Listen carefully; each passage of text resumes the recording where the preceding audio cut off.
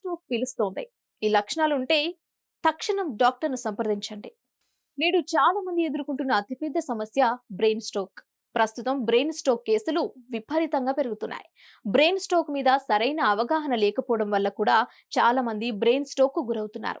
ముందుగా వచ్చే లక్షణాలను గుర్తించలేక బ్రెయిన్ స్ట్రోక్ బాధితులుగా మారుతున్న వారు దుర్భరమైన జీవితాలను గడుపుతున్నారు. బ్రెయిన్ స్ట్రోక్ ఎందుకు వస్తుంది? అసలు బ్రెయిన్ స్ట్రోక్ అంటే ఏంటి? దాని లక్షణాలు ఎలా ఉంటాయి? దానిని ఎలా గుర్తించాలి?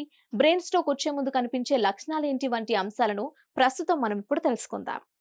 ప్రతి సంవత్సరం లక్షల సంఖ్యలో ప్రజలు బ్రెయిన్ స్ట్రోక్ తో బాధపడుతున్నారు. మెదడుకు సరిగ్గా రక్త ప్రసరణ జరగకపోయినా లేదా మెదడులో రక్తం గడ్డకట్టినా బ్రెయిన్ స్ట్రోక్ వస్తుంది. బ్రెయిన్ స్ట్రోక్ కారణంగా భవిష్యత్తులో మరిన్ని సమస్యలు వచ్చే అవకాశం కూడా ఉంటుంది.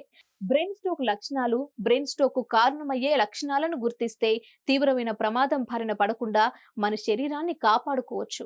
బ్రెయిన్ స్ట్రోక్ వచ్చే ముందు కొన్ని లక్షణాలు కనిపిస్తాయి. శరీరం మొత్తం బలహీనంగా మారుతుంది. మాటలు నత్తిగా వచ్చే అవకాశం ఉంటుంది. శరీరం అంతా తిమ్మిర్లొచ్చినట్లుగా అనిపిస్తుంది. ఏదైనా చెప్పేటప్పుడు కూడా చాలా కన్ఫ్యూజ్ కు గురవుతారు. మెదడుకు ఆలోచించే సామర్థ్యం తగ్గిపోతుంది. బ్రెయిన్ స్ట్రోక్ వచ్చే ముందు ముఖంలో మార్పులు, బ్రెయిన్ స్ట్రోక్ వచ్చే ముందు విపరీతమైన తలనొప్పి వస్తుంది. ముఖంలో మార్పు వస్తుంది. చూపు మందగిస్తుంది. ఒక్కోసారి రెండు కళ్ళు కూడా దెబ్బతినే అవకాశం ఉంటుంది. ఓవైపు ముఖం జారిపోయినట్లుగా మారుతుంది.